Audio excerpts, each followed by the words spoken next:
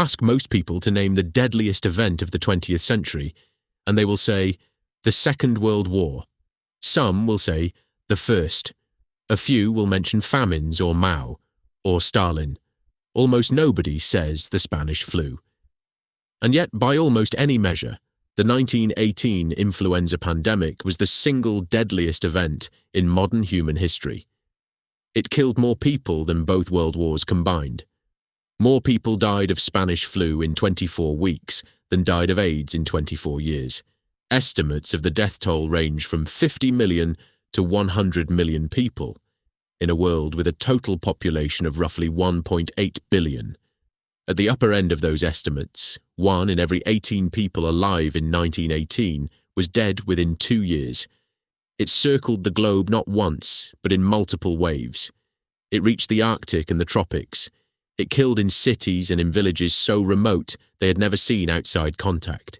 It struck down soldiers on the Western Front and civilians in Philadelphia, and fishermen in Alaska, and coal miners in South Africa, and pilgrims on their way to Mecca. And then, with almost indecent speed, the world forgot about it. Not immediately, not completely, but within a generation, the 1918 pandemic had faded from public memory in a way that no event of comparable scale had ever faded before. It was not in the school curricula. It was barely in the history books. It was not the subject of major memorials or national days of remembrance. The families who had lost people to it grieved privately, quietly, and largely without the cultural scaffolding that societies usually build around collective tragedy. Why?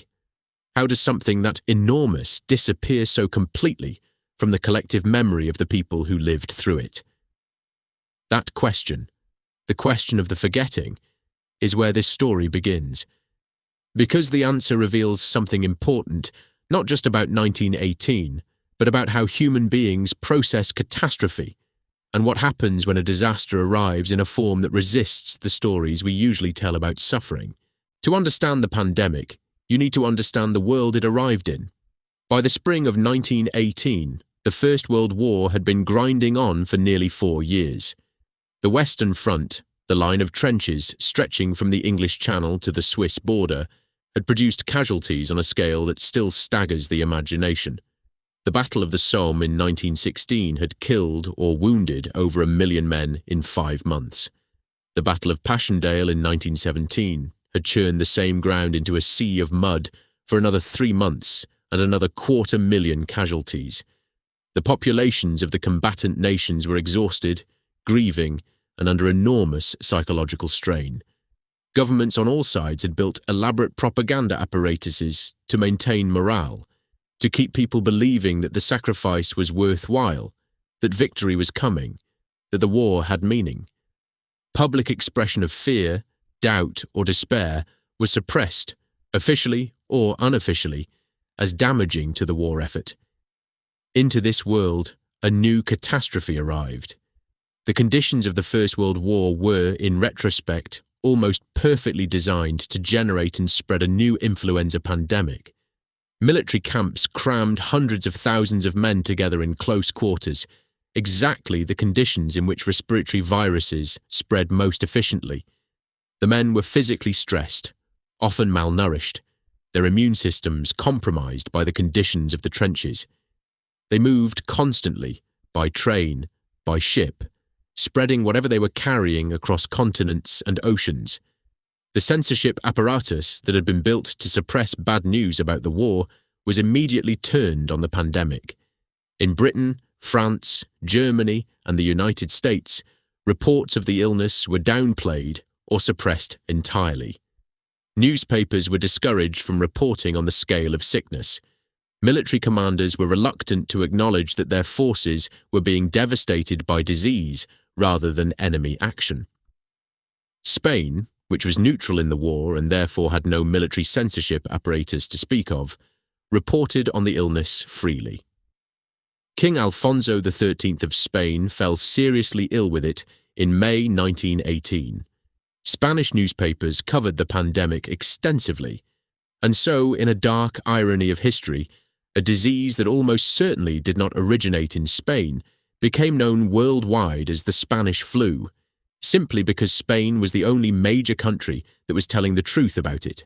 The first wave of the pandemic appeared in the spring of 1918, and by the standards of what was coming, it was relatively mild. The first confirmed cases appeared in military camps in the United States. Camp Funston in Kansas, one of the largest military training camps in the country, housing tens of thousands of men, reported an outbreak in March 1918. Within days, hundreds of men were sick. Within weeks, the illness had spread to other camps. Within months, it had crossed the Atlantic with the American troops being shipped to Europe. The first wave moved quickly through military populations and civilian communities alike. People got sick. Most recovered. The death toll was elevated compared to a normal flu season, but not dramatically so. Medical authorities noted the illness with concern, but did not treat it as an emergency. The war demanded attention. The flu was a secondary matter. What medical observers did notice, and found puzzling, was the age distribution of the sick and dying. Normal influenza kills primarily at the extremes of age, the very young, whose immune systems are not yet fully developed, and the very old, whose immune systems have weakened with age. The middle of the age distribution, healthy adults in their 20s and 30s, are usually the most resilient. In the spring wave of 1918, young adults were getting sick at elevated rates. It was unusual. It was logged, and then the wave passed, and the world moved on, and nobody quite understood what the observation meant. They would find out in the autumn. The second wave of the 1918 pandemic began in late August and early September, and it was nothing like the first. The virus that returned in the autumn was, in some critical ways, different from the one that had spread in the spring. It was dramatically more lethal. The death rate among those infected was many times higher than in the spring wave, and the pattern of mortality, the particular profile of who was dying, was unlike anything medicine had ever seen in an influenza outbreak. The mortality curve of normal influenza, plotted by age, looks like a U deaths cluster at the young and the old, with a valley in the middle representing the relative protection of healthy adulthood. The mortality curve of the 1918 autumn wave looked like a W. There was the expected cluster of deaths among infants. There was the expected cluster among the elderly. But there was a third peak, a spike of deaths among young adults, concentrated in the 20 to 40 age range, that had no precedent in influenza history. The people dying most rapidly in the autumn of 1918 were the healthiest people in normal times. Young soldiers, young workers, young parents. The peak of human physical resilience was being struck down at rates that defied all expectation.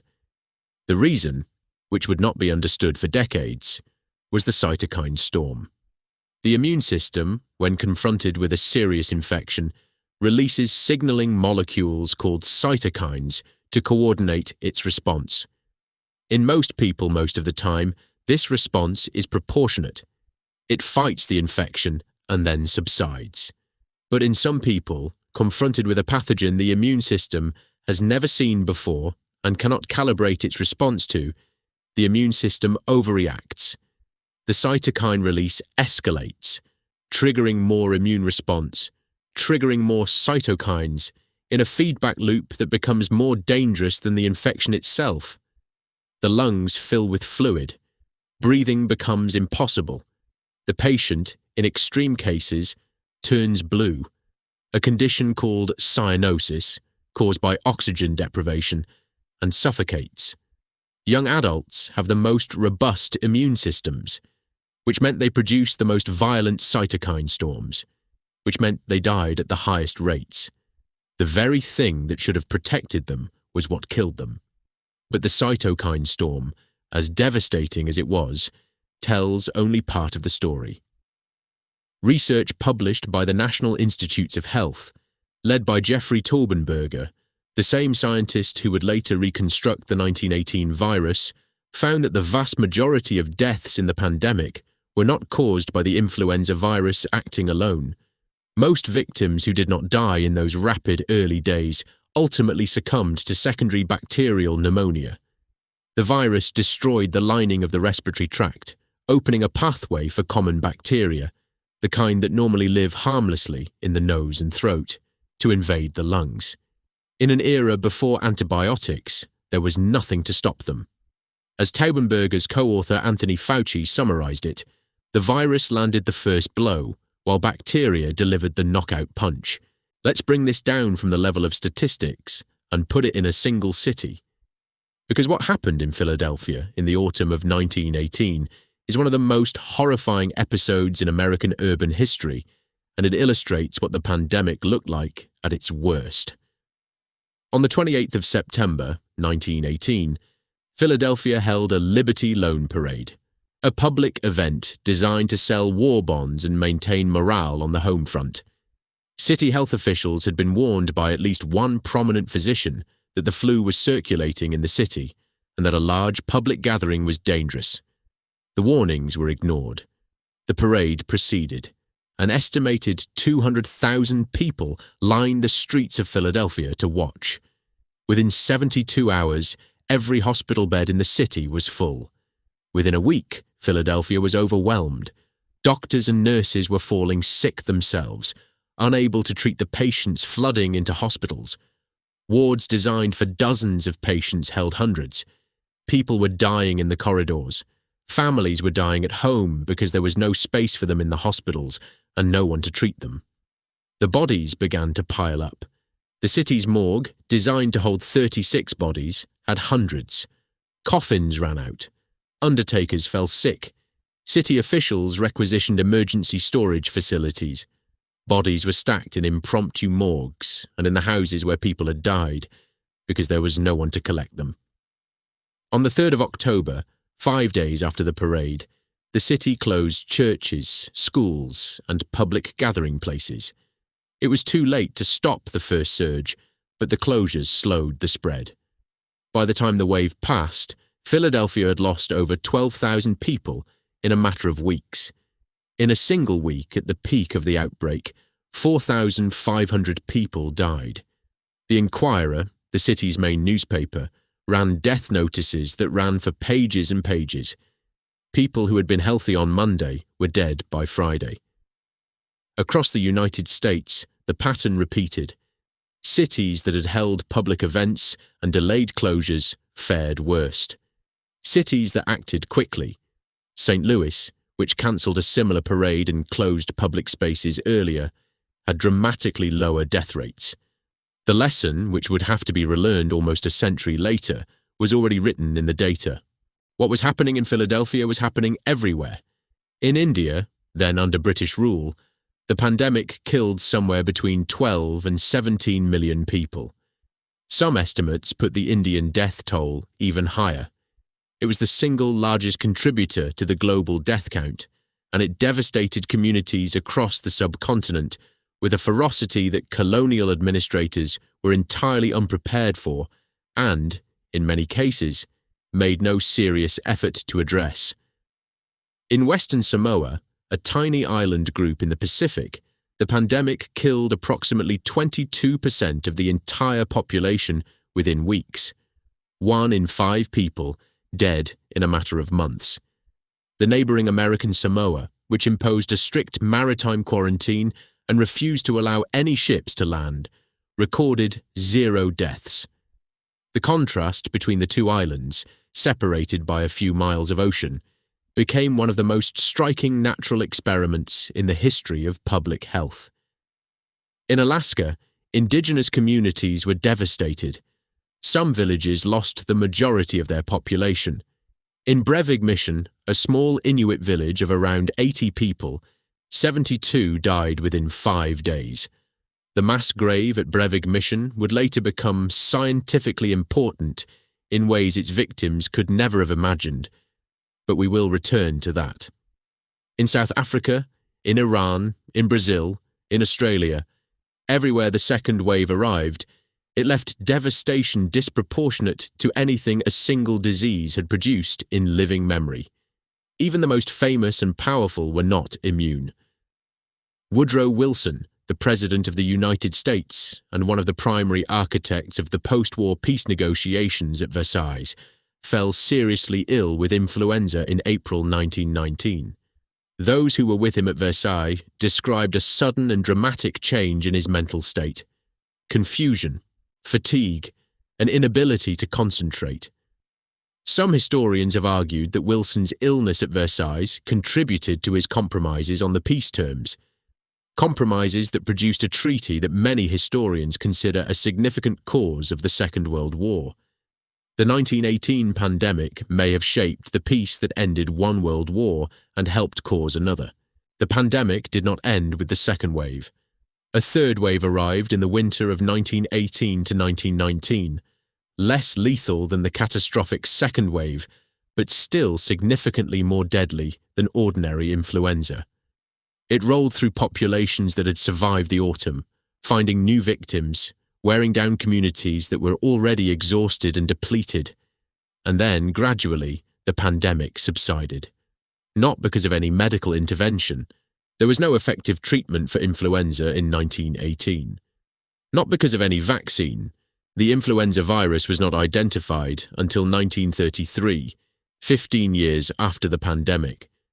The pandemic ended because it ran out of people who had not already been exposed and developed some degree of immunity, and because the virus itself, as viruses often do over time, evolved toward less lethal strains. By 1920, the pandemic was effectively over. The world began the process of recovery, and began, almost immediately, the process of forgetting. The forgetting was not accidental. It was not simply the passage of time erasing difficult memories. It was, in a very real sense, structured by the circumstances in which the pandemic occurred and the way it ended. Consider the emotional landscape of 1918 and 1919. The populations of Europe and North America had just lived through 4 years of a war that had consumed almost every dimension of public and private life. They were exhausted by grief. They had already developed cultural and psychological mechanisms for processing catastrophic loss. The war memorials, the poetry, the narratives of sacrifice and meaning, the rituals of remembrance that were being built around the dead. The flu dead did not fit those rituals. They had not died heroically. They had not died in a cause. They had died in their beds, or in overwhelmed hospitals, or in the streets. Their deaths were random and meaningless in the way that disease deaths are always meaningless. They did not choose to be sick. They were not defending anything. Their suffering produced nothing. There was no narrative to attach to them.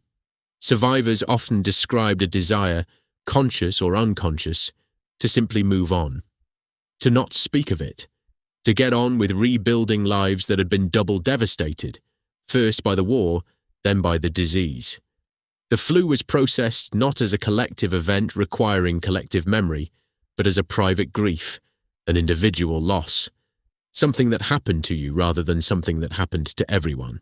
The scientific understanding of the 1918 virus was, for most of the 20th century, frustratingly limited. The virus had never been isolated in the lab. No samples existed.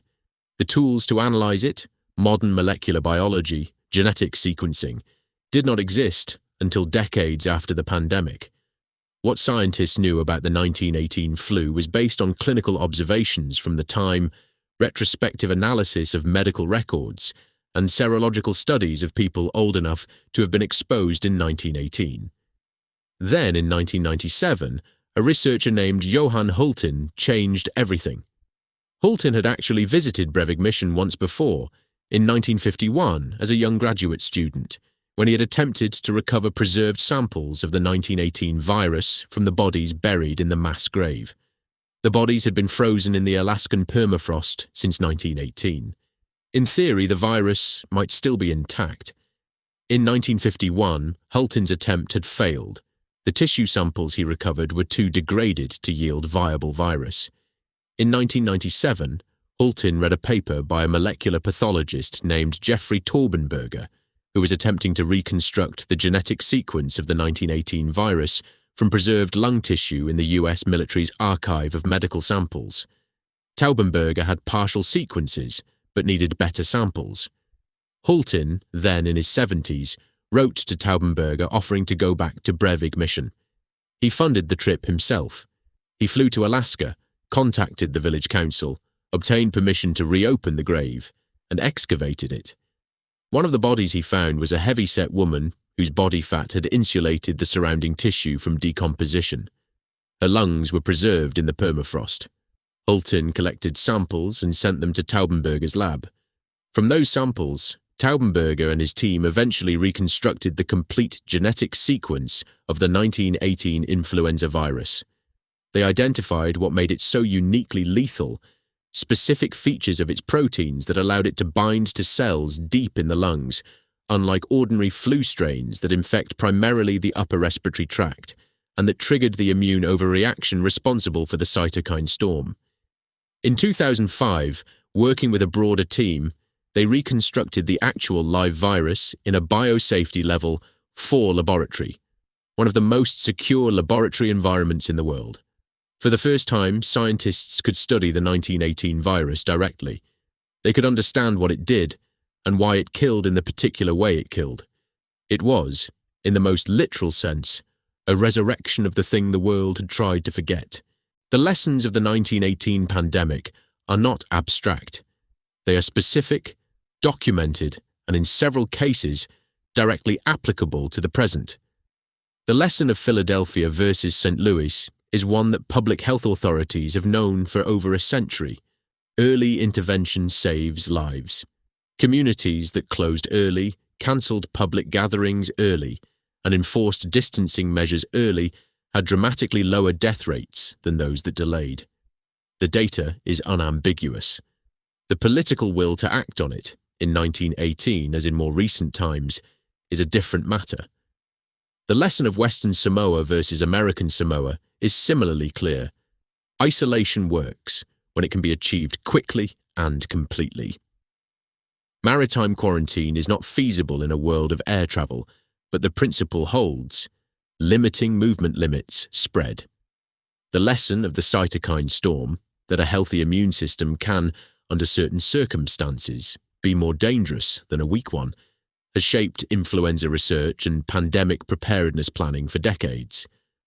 Understanding why the young and healthy were dying in 1918 was essential to understanding how to prepare for the next time a highly novel pathogen encounters a population with no prior immunity. And the lesson of the forgetting may be the most important one.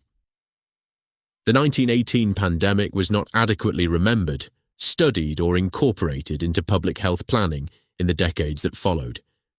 The institutional memory of what had happened, what worked, what failed, how fast things moved, how quickly health systems could be overwhelmed, was not preserved in the way it needed to be. Each generation of public health authorities had to rediscover the lessons of 1918 from scratch. The pandemic of 1918 was not the last pandemic the world would face. It was not even the last influenza pandemic. There were pandemics in 1957, 1968, and 2009, none as severe as 1918, but all drawing on the same fundamental dynamics. And in 2020, a novel respiratory virus demonstrated, with brutal clarity, both how accurate and how incomplete the lessons of 1918 had been absorbed. Let me end with a name, or rather, with the kind of name that appears thousands of times in the records of 1918. Call him John, private, United States Army, age 23. He enlisted in the summer of 1918, was shipped to France, and died in October 1918. Not from a bullet or a shell or gas, but from influenza. There were tens of thousands of men exactly like him. Real names, real families, real graves, each one a specific human life, reduced to a number in a ledger that most people never read. He was one of the roughly 45,000 American soldiers who died from influenza and related pneumonia during the war, part of a disease toll that, when all illnesses were counted, ultimately killed more American soldiers than enemy combat did. The United States lost 53,402 men in battle. It lost 63,114 to disease, the majority of them to influenza. His family was told he had died in service of his country. They were not told, because nobody particularly tracked it, that he had died from a disease rather than from the enemy. He got a grave marker. He was counted among the war dead. And then, like most of the 50 to 100 million people who died in those 2 terrible years, he was largely forgotten. His individual death absorbed into a number so large that the human mind could not hold it. His story folded into the war, into the silence, into the general exhaustion of a world that had seen too much and needed, desperately, to look forward. The 1918 pandemic killed more people than any other event in modern history. It shaped the world that followed it in ways we are still tracing. In the peace settlement that ended the war, in the immune landscape of the populations that survived, in the evolution of the virus itself, in the public health systems that were built partly in its shadow. And it was forgotten. Deliberately, understandably, humanly forgotten. But forgetting has consequences. The things we do not remember, we cannot prepare for. The catastrophes we do not study, we cannot recognize when they return wearing a different face. The Spanish flu is not ancient history. It is recent enough that people alive today had grandparents who survived it. Its virus has been reconstructed in a laboratory, and its genome has been published. We know what it was. We know what it did. We know in considerable detail how it moved through the world, and why it killed in the particular way it killed. The question, the one that was asked in 2020, and will be asked again the next time, is whether knowing is enough. History suggests it depends entirely on whether we are paying attention.